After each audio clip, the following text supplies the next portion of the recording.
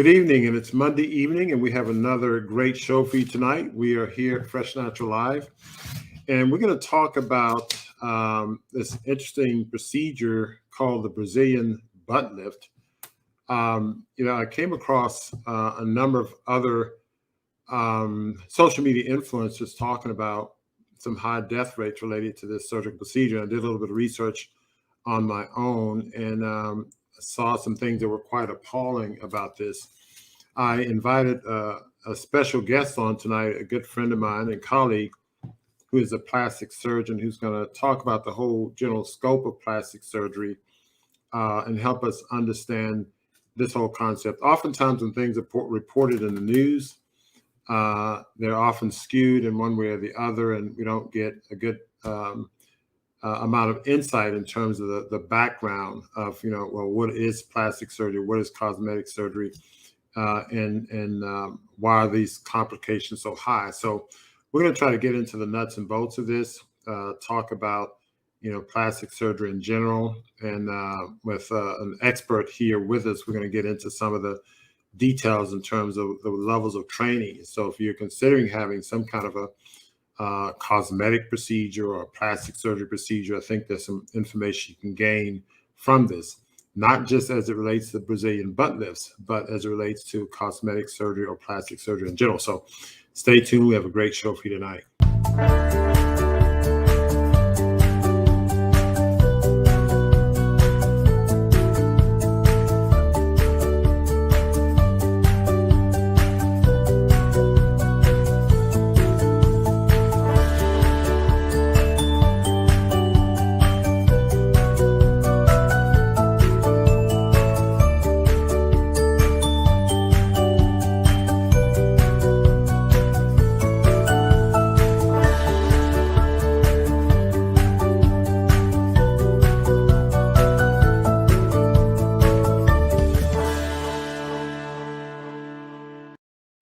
Okay, welcome back. So what I want to do at the outset, I'm going to play a couple of news clips that gets to this issue that we're going to address. I think they're very telling, and there's some tragic stories that's involved here. But I think I want to set the tone because it's really important that we get some insight. So these are news stories.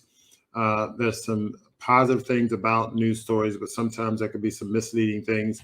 So I'm going to share some of the information that I saw online. Let's take a look.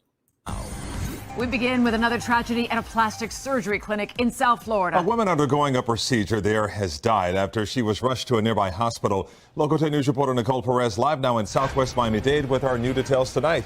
Nicole. The clinic released a statement saying they are dedicated to investigating what happened here today and that they will be fully transparent with their patients and the public as soon as they get more information. Miami-Dade police conducting a death investigation after they were called to a cosmetic surgery clinic Friday morning for a patient in distress. It happened just after 11 a.m. at MIA Aesthetics at 9300 Southwest 72nd Street.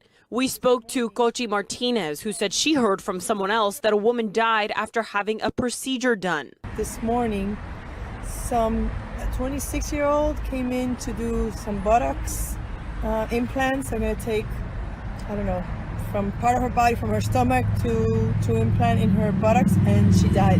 Can you talk about what went on today? We tried speaking to one of the employees from the clinic, but they ignored us. According to police, emergency crews tried to resuscitate the woman before transporting her to Baptist Hospital, where she died. MIA Aesthetics released a statement saying in part, quote, "We are deeply saddened to share that an incident occurred at our Miami clinic today, resulting in the tragic loss of one of our patients during a surgical procedure. Our condolences, love, and support go out to her family during this difficult time." They go on to say that they have performed thousands of surgeries, and this is the first and only death. Reporting live in Southwest Miami-Dade, I'm Nicole Perez, Local 10 News. So I want us to put a footnote there. So I want you to put a footnote in how the appearance of that building. I'm going to show another clip, and then I'm going to bring on our special guest. This is another clip. It's a little bit longer, but there's some interesting information here.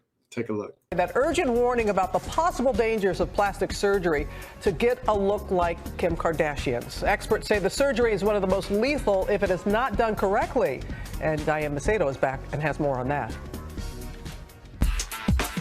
Thanks to celebs like Nicki Minaj and Kim Kardashian, voluptuous booties are in. But the American Society of Plastic Surgeons has a new and urgent warning about the large number of deaths they say occur during a procedure called the Brazilian butt lift. According to the society, as many as 1 in 3,000 patients die, making this potentially more dangerous than any other cosmetic surgery. You have an increase in number of doctors who are attempting to perform this procedure. And unfortunately, a lot of these doctors are not board certified. The Brazilian butt lift is meant to make a rear more shapely. It basically combines liposuction with fat grafting, sucking fat from where you don't want it, like the thighs or stomach, and injecting it where you do. But when performed improperly, there's a risk of a fatal fat embolism. Some surgeons are injecting a little bit too deep. There's some important veins that bring blood from the lower aspect of the legs back into the heart, into the lungs. 29-year-old West Virginia mom Heather Meadows came to Miami for a Brazilian butt lift in 2016. She never made it out of surgery. The same happened to 40-year-old Kizzy London in 2017, also in Miami. Patients should look for a plastic surgeon who's board certified by the American Board of Plastic Surgery. And Dr. Jen Ashton is going to join us to talk. This is extremely serious. Right. This is a big deal, Robin. So I want to put this into context with you. This is the actual warning that came out this week from 5 international plastic surgery societies. They title it an urgent warning. We spoke to a plastic surgeon this week who said a warning like this is unprecedented. They are considering even banning the procedure because the risk of intraoperative death, this means death on the table, is so high. And to put that into context for you, we heard in the piece 1 in 3,000. There have been studies done for elective plastic surgical procedures that look at over 1 million patients. The risk of dying on the table is 0. This procedure is more common, more popular. It's up 10% in just the last year. So this is a big deal. Can you help us understand why this is the case? Yeah, so let's do a little mini anatomy lesson here, Robin. If you look at the anatomy on the glutes, in the buttocks, we think of it in terms of layers. You have the skin, then you have the subcutaneous tissue there in yellow. That's where the fat should be going. Then you have a very thin layer called fascia. And below that, that is the danger zone, Robin. You have muscles, you have veins feeding those muscles. This is a procedure that's largely done blindly. So if the surgeon penetrates that fascial layer and gets the cannula into that deeper layer, fat goes into veins. Veins then travel to the heart and the lungs, and you can die on the table. That helps you really understand that. So, you know, there are going to be some people who are going to want to take the risk. What do you suggest? So this is something, the onus of responsibility has to be on the surgeon to counsel that there is a higher risk of death in this procedure. Patients need to do the following things. Absolutely go to a board certified plastic surgeon. They do need to consider alternative procedures and techniques. There's something new called electromagnetic sculpting that is non-invasive, that can kind of stimulate the muscles. And then good old exercise, Robin. Just do those squats, drop it like it's hot, and keep it down and build those glutes. What is the one that Chloe? That is my medical advice. No, but Chloe has this new squat. Remember, your daughter That's was right, split squats. Yeah, we'll demonstrate that on Instagram. Oh, okay. You're on. But thank you for that, Jen. So anyway, those are 2 clips we have. We have others, but what I want to do is I want to bring our guest on after setting the stage for what we're dealing with. As you can see, there's quite a bit of problems with this particular procedure, but I want to zone in on some of the things that were said during both of these. So what I'll do is I'm going to invite my colleague first, Dr. Celeste Palmer, who just came in. She's in the world of pediatrics and saving lives. Hello, Dr. Palmer. How's it going? Good. How are you? How was the clinic today? I'll tell you about that later. I was hoping for, hey, everything was fine. Okay, that's a longer discussion. It was a great day. Okay, no, that's good. That's good. But I'm looking forward to the details. But anyway, without further ado, I want to invite my friend and colleague, Dr. Kevin Smith. I first met Dr. Smith actually when he was a 4th-year medical student. I was an undergrad interviewing for medical school, and he was on his way to residency and all of that stuff, and soon to become a famous plastic surgeon. Dr. Smith, he was raised in Dallas, Texas, and he played quarterback This guy was a standout athlete. He played quarterback for the Dallas Carter Cowboys, and they were featured in the movie Carter High. He won numerous academic and community awards while in high school. He attended the University of Michigan on a football scholarship. He played quarterback for the Michigan, and while he majored in biology. Then he went on to medical school. He became, he's one of the few facial plastic surgeons board certified by both the American Board of Otolaryngology, that's ear, nose, and throat specialty, and the American Board of Facial Plastic and Reconstructive Surgery, which are two different board tracks. For nearly 2 decades, Dr. Smith has served as an assistant clinical faculty member in the Department of Otolaryngology at the University of Texas Medical Branch in Houston. He was appointed to the Texas Medical Board by then Governor George W. Bush as a fellow of the American College of Surgeons. Dr. Smith was the first Black American to have completed a residency in otolaryngology at the University of Texas Medical School in Houston.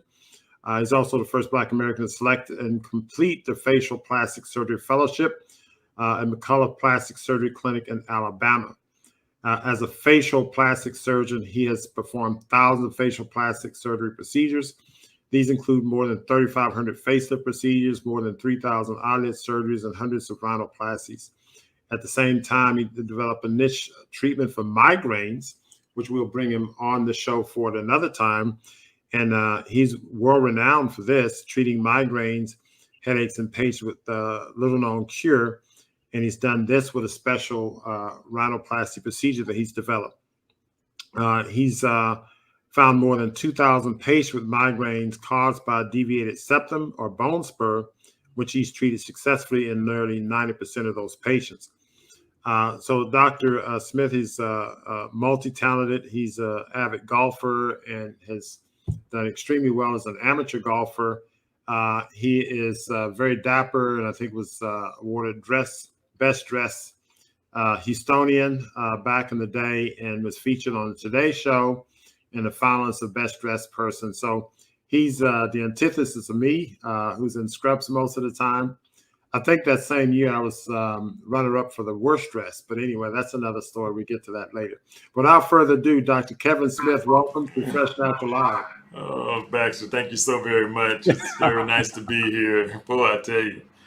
It's so, you know, I want to jump into this topic right away. And, you know, you saw the clips there, and I know you don't perform Brazilian butt lifts, and I was aware of that when we talked earlier. But what I will say is that they got into the whole concept of plastic surgery, and the Good Morning America group says, well, you know, dangerous plastic surgery procedure. And then they went back and forth between plastic surgery and cosmetic surgery. And so, can you, just from a background standpoint, you are a certified plastic surgeon in 2 different boards. Right. And so you go into the rigor of general surgery, ear, nose, and throat, otolaryngology training, and facial plastic surgery training. Right. Can you explain to the audience the level of training you've gone through as a plastic surgeon, which would be similar to, you know, another plastic surgeon, and compare that to what somebody would be as a cosmetic surgeon? That's a very good question, and it's something that I think the general public needs to understand. Take me, for example. I'm a facial plastic surgeon. I did undergraduate work 4 years. I then went to medical school for 4 years. I then did a otolaryngology or ear, nose, and throat residency for 5 years, and then did 1 extra year of training in facial plastic surgery, where that whole year, all we were doing was facelifts, eyelids, nose jobs, scar revisions, and things of that nature. So I was immersed in the facial plastic surgery during that extensive training. And then came out and just, as everybody else does, I've been practicing 30 years and I've done thousands of facelifts, eyelid surgery, rhinoplasties. And of course, as you get better, you get more adept with it and you get better at it and you have more experience, then all that goes together to create a physician or surgeon that is very adept at what they do and very good at what they do. The next segment of plastic surgeons you have are general plastic surgeons. These are surgeons who can train in OB-GYN or general surgery for 3 years or so. And then they go on to do 2 or 3 years in plastic surgery where they're doing burns, breast implants, liposuction, facelifts, some of them, but some of them don't do a lot of facial work. A lot of it is more body contouring and things of that nature, to include the Brazilian butt lift. But now, you have this Academy of Cosmetic Surgeons. And these are people who have not gone the traditional track where they've gone and done the residency in that area, but these are general surgeons, OB-GYNs, dermatologists, some oral surgeons that will come to these meetings, and they will learn how to do these procedures in a course at that meeting, or they might go and have a weekend course at one of the physicians that gave the talk at these meetings.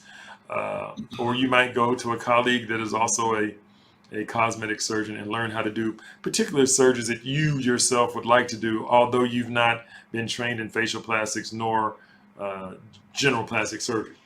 And if I'm not mistaken, they may have a credentialing component of the American Academy of Cosmetic Surgeons. I know they have lots of meetings. I've gone to a few meetings, and because they present some things that are very interesting as well. But those are the 3 different levels. And as a consumer, it's important to know that, and it's important to know who does best with the procedure it is you're looking for.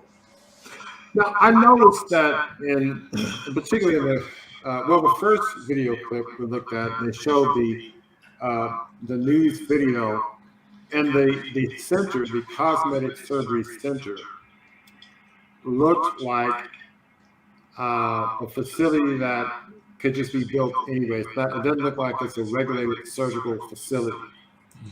What is, I've heard of people doing cosmetic surgeries in their, garages and things like that. I've heard of that experience. Right. Well, and I say garage, I'm sure they kind of converted their garage to like a medical unit.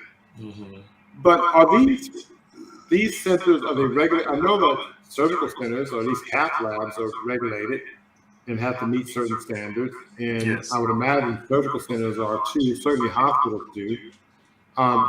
What is the regulation of these cosmetic centers, at least do you know, in terms of quality? Well, I can tell you that the trend is that a lot of plastic surgeons now are doing cases in their offices, some of whom have built their own surgical facilities, and you can get like a surgery center. If you had your own surgery center, you can get that certified, and that comes with accreditations and different different rules and regulations that you have to follow, and certifications that are annual and things like that. And then there are others that do procedures under IV sedation and or general anesthesia. There's mobile anesthesia units that will come to offices and provide the anesthesia there, so that if you have a procedure room, you can actually perform procedures that are not required to go to the hospitals, but you can perform them in the office with board certified surgeons and anesthesiologists to get those procedures done as well. So it kind of runs the gamut. It really does. And again, I think it falls back on also looking at the surgeon that you're going to, their experience and their credentials, that they're board certified, and looking at the outcomes. You have to look at the outcomes of the surgeon. And it's very important that if you had an in where you might know a surgical tech or a nurse that works with these surgeons, that you could ask about how their technique is. Do they use the sterile technique properly? How is their technique in the surgery? Are they distracted by music and things like this and not paying attention? So a lot of things you can gain for people who are actually in the surgery with the surgeon. Other than that, you want to certainly look at before and after pictures, and you just have to ask the question, what is your complication rate? And I would review it and go down the list of complications. Just ask the surgeon. I'm always one to give people my stats, if you will, over the years. And I can say after doing 3,000-4,000 eyelid surgeries and facelifts, I've had no one die on the table, like was mentioned for the Brazilian butt lift. And of course, screening is very important. In my office, what we do too, if I'm going to do something in the office, I'm going to have a clearance done on the patient so that we pick up on any nuances of their medical history that might easily be overlooked. The anesthesiologist also goes over this so that we pick up on things. And if there's any question whether or not something can be done in the office versus then I tend to go and have patients to go to the hospital to have procedures done, or not do it at all if they're that sick. Yeah, so I'm trying to do something with a mic here, but I may switch mics, but I'm not sure. But anyway, I'm gonna turn my mic down a little bit here. Hold on. Testing. That's not helping any. I'll keep playing with it. But anyway, so that's a good thing to look at, the stats. And we're going to get into that a little bit later, because oftentimes when you talk to someone and say, well, what are your stats? You know, I guess someone's not going to tell you, I've had 5 deaths in the last week. And, we have situations in the hospital setting where, when people have bad outcomes, there's a review committee. When you go before the review committees and the review committees, they can be pretty aggressive and pretty lethal toward even minor outcomes. We're not talking about death, but just minor complications. That's right. And so certainly in a hospital setting, I imagine certainly in surgical settings, but these outpatient clinics is oftentimes a small group or an individual that's controlling that. So you may not have the review clinics go through that. So that's clearly something that I think we have to keep in mind when someone's having the procedure done. I think the screening you mentioned is important. Oftentimes people go to a lot of these places at a discount, and they go overseas or out of the country, which can be problematic because there are stories I've seen online where someone goes out of the country, maybe go to Mexico, wherever, and they're great surgeons all over the world. Yes, I'm not criticizing it, but they may go and catch a deal, and it's cheap, maybe a few $100s cheaper. They get operated on and then get sent back like the next day and have complications, and they expect someone here to take care of them. And I've faced patients who've been in that predicament before, where I've had to do surgical clearance. They've had a procedure done, in another country. They come back and say, well, another surgeon's going to operate on me and correct this problem. I need, clearance. And in which case, we probably didn't get clearance there. Right. So that could be a tragic component about a tragic part of this whole situation. Now, Anita Daniels want to know more about the migraine treatment, so we may end up talking about migraines in part 2 of this. In fact, what I'll probably do, let me do this. I have a few people that mentioned migraines. Oh, good. And yes, Mary Thomas, I'm working on the feedback on the mic. I don't know. Dr. Palmer, do you have feedback coming from my mic on your side as well? Yes. All right, hold on 1 second here. Let me do something to the mic here. Dr. Smith, while he's doing that, what's the youngest patient that you have done procedures on? The youngest patient that what? I'm sorry? Done a procedure on. What type of procedure are you talking about? Specific anything? Outside of things that are corrected for accidents. Okay. For cosmetic. Cosmetic procedures. I think my youngest person was probably 14, 15, that might have wanted a rhinoplasty, but they were a mature size, where you kind of looked at them and knew that the nose is about 85, 90% of an adult size. So yes, we can go and do that. Okay. Yeah. And then of course I have kids though. I haven't done in a while, but children with the prominent ears, I've done otoplasties on, and they're 5, 6, 7, 8 years old. You want to get them done before they go to school. So that might be the youngest, yeah. Because kids can be very, very evil and mean, and they'll tease the youngsters that have the prominent ears. And that's a very easy procedure. I think that parents shouldn't be afraid of doing, and it'll eliminate a lot of hassle. So probably 5, 6 years old. Yeah, but I haven't done those in a while. Yes. Good question. I've changed mics. How's that? I still have feedback? You still have feedback. Yep. If I turn mine off, does it help you at all? How's that sound? Does he sound better? Say something now. Testing. That's better. maybe turn yours down. Maybe I think what's happening. Okay. Maybe if I'm going to your speaker and your speaker's going to your mic, so maybe turn your mic down. I did. Okay, I hope that's better. Okay, and we can still hear you too. Okay, great. Yeah. Okay, it's still a little bit. Maybe turn it down a tiny bit more would be good. Okay.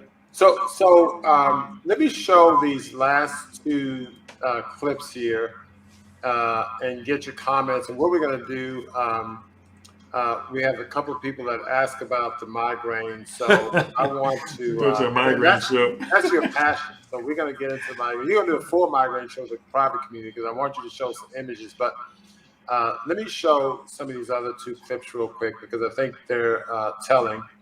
So hold on one second. Well, the state of Florida taking action against a local doctor who performs plastic surgery in Miami. It's an update to a story NBC6 investigator Dan Krauth has been covering for 3 years now. He joins us tonight with the new details. Dan? Yeah, Jackie, the Department of Health is restricting the license of Dr. Arnaldo Valls after one of his patients died after undergoing a Brazilian butt lift procedure. For the time being, he is not allowed to perform liposuction or a butt lift. Back in December, mother of three Kizzy London traveled from Louisiana to Jolie Plastic Surgery to undergo the procedure with Dr. Valls. In documents filed just this week, the health department says after Dr. Valls removed fat from her midsection and was injecting fat into her backside, he went too deep and hit a vein.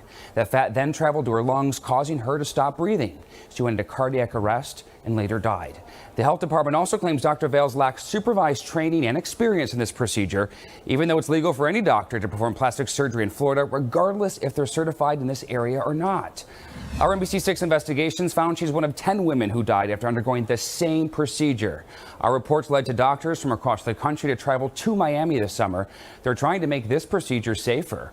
They'll be issuing new recommendations and guidelines on how doctors should perform the Brazilian butt lift. A spokesperson for Jolie Plastic Surgery told me today on the phone they learned of the state's actions late this afternoon. She said Dr. Valls will remain employed by the center, will not be performing the procedures in question, and that he does plan on fighting the state's action. Valls is the third doctor involved in a death after a Brazilian butt lift procedure to face action from the state. We'll let you know what happens with this case. Live tonight, Dan Krauth, NBC6 News. So that's a particular doctor who was sanctioned by the state. And then the point I want to emphasize there is that there was no regulations in the state of Florida. Now, here's the last one I want to share with you, and then we'll get your comments. She was perfect this morning. She was happy. How could she be dead? Only on 6, a mother with a warning tonight for women who are thinking about having plastic surgery. She says her daughter died for beauty and she doesn't want other families to experience the same pain. The Miami mother's sharing her story tonight with NBC6 investigator Dan Krauth, who has spent years uncovering complications with one popular procedure. There's not 1 minute that goes by that I don't think about her. She went from planning her daughter's birthday one week to planning her funeral the next. She was not just my daughter, she was my best friend. Yolani Vetez's daughter, Danae, was beautiful. She was beautiful inside and out. But after giving birth to her third child, she wasn't happy with her body. After her third baby, she gained a lot of weight and she just couldn't lose it and couldn't lose it. She decided to go for a Brazilian butt lift procedure. That's where a doctor performs liposuction to remove fat from unwanted places and uses instruments like this to inject that fat into a patient's backside. That was the last picture she sent me before she went in. On May 10th, her daughter texted her right before surgery. She says she got the emergency phone call 2 hours later. All I remember is falling to the floor. That's the last thing that I remember. I remember I had no strength in my body. Her daughter died of a fat embolism. That's where a piece of fat gets into a patient's bloodstream and causes them to stop breathing. I was like, oh my God, my daughter died like that. The NBC6 investigators found she's one of more than a dozen women who died after undergoing the same procedure in South Florida, different doctors and clinics. She's in the picture of a dozen or more. This is happening to many girls. A family friend started this online petition calling for change to help prevent more deaths. Think about it. If another girl goes through it and passes away, they're not the ones that are going to suffer. The family members are the ones that are going to stay suffering. Our investigations over the past 4 years help lead to a new law that goes into effect next year, allowing the state to immediately suspend a doctor's license in the case of serious injury or death. All in favor? Aye. And the Florida Medical Board voted last month to prohibit doctors from inserting fat into a patient's muscle, a way to prevent deaths. Doctors have even issued new recommendations on how the surgery should be performed. But all of these changes going into effect after her daughter's death. I love you, Dania. I love you, baby girl. Mommy will always be here for you, Mommy. Our reporting led to a worldwide study that showed a patient is up to 20 times more likely to die from a Brazilian butt lift than any other cosmetic procedure. Doctors tell me there are known risks and side effects, but when done properly, death shouldn't be one of them. Dan Krauth, NBC6 News. So I like the way they differentiated the Brazilian butt lift there and other plastic surgery procedures, which they didn't do in the other news report. And then the other article talked about the lack of regulations in Florida. I imagine other states that have lack of regulation. I apologize for my echo. I'm adjusting my mic. I've switched mics. And I'll keep playing with my settings until I get it right. But anyway, Dr. Smith, do you have any comments on that, any of that information that came through? The information from the last video, what struck me was that there's several things actually. It's good that Florida's taking a stance and against the doctors who have had these problems. I certainly think that a proactive approach is one that is needed because you want to try to prevent these deaths on the front end. You know, it's one thing to sanction a doctor to suspend their license on the back end, but you have a person who's died in the interim. And to have that many women to have died in South Florida means there are a whole lot more women across the country and then worldwide that have died as well. I think the number on one of your clips said that there were 20,000 of these procedures done. Well, last year there were like 60,000 done worldwide. And since 2015, the numbers have increased 70%. So it's continuing to go up. I think it's because, you know, when you look at it and you break it down, it's a harvesting of fat with liposuction, treating the fat, and then re-injecting it, which sounds simple. But then when you look at the technique and you look at the anatomy of the area that we're working with, one, it has layers that you have to know about: the skin layer, the fat layer where you want to inject the fat, but then there's a muscular layer, and those gluteal muscles aren't flat. They have a convexity to them. And the surgeons are using straight trocars and instruments to help contour something that is wanting to be rounded.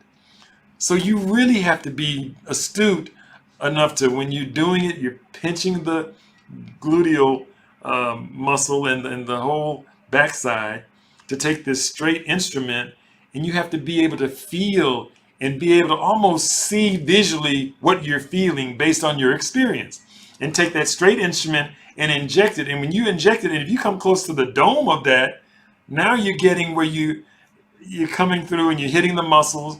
You get fat into a vein, it goes and travels to the lung and to the heart, and it doesn't take very much for that to happen. And then you get in trouble. And that's just about death, not to mention those who are just crippled from it and maybe have had to be hospitalized because they survived the pulmonary embolus.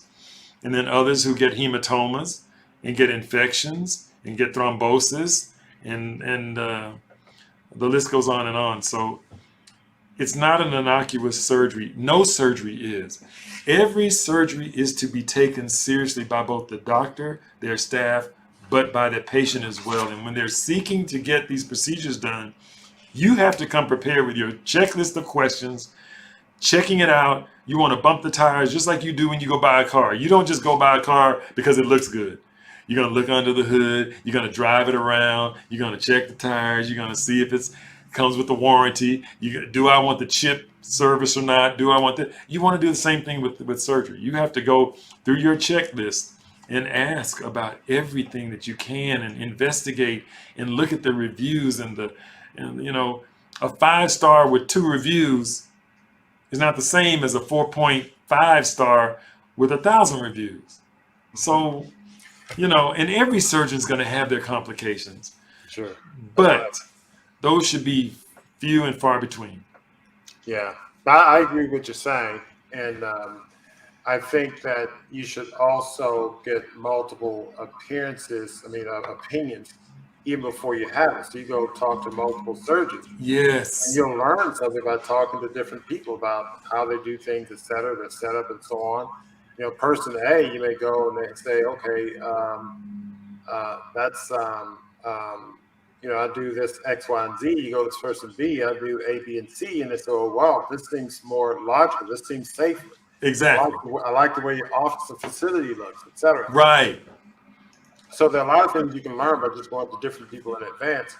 And unfortunately, this young lady, it seems like she just went to that one person and had it done and had an unfortunate problem. Mary Thompson has an interesting question. It's not a dumb question. Why is unwanted fat re-injected? Basically, and it's a great question because and I didn't bring those news stories on. There are a lot of news stories on this, but there are other stories that talk about some physicians who are using things like silicone and other types of things that they implant other than fat that cause other types of problems. So fat, because fat that's treated and cleaned out, got in the blood, is ideal because it's from your body. So that's why it's ideal. So, and plus you're removing it from places. It's sort of like recycling, fat in your body, putting it and taking it from an unwanted place and putting it in a wanted place. So the idea and concept sounds good. It's just that you don't want to inject it in the vein or something like that. So fat is preferred, but it's the technique in this procedure that's the problem. And so that's really what we're dealing with. I have a question too, because I'm not well versed in this area. But do you have to come back in like 10 years and get it redone? Get a refill? That's a good question. I can answer that. When you harvest fat, when you do the liposuction, there are a certain percentage of the cells that will wither away or die during the process or wither away afterwards. So traditionally, you want to inject about 25% more or 30% more than you think you need because you're going to lose some of that. But typically, once it takes, and after about 6 months or so, when you're finally healed, you don't have to come back and get a refill or anything. But there might be some areas you might want to touch up because you may get some asymmetry or may get a dimple here or there or something where you might look at it and go, you know what, this cheek is a little bigger than that cheek. Can we put a little more in there? So that's surely to happen on occasion. Mm-hmm. Yeah, I think, and I like your point about the technique. Time and experience is something that really makes a difference because you get the feel for things, and the longer a surgeon's been doing something, the more experience they get. Somebody can be experienced in the surgical area and surgery in one area, but not in that area. And using those particular instruments and those things can make a big difference. So anyway, what I'm going to do here is we're going to take a quick break, station break, and we're going to come back and talk about your favorite topic, Dr. Smith, migraine. There's a few people asking about migraine, so we're not going to hold back. We're going to let the audience have their way. So I think when we come back from this intermission, we're going to get into migraines. Hold tight.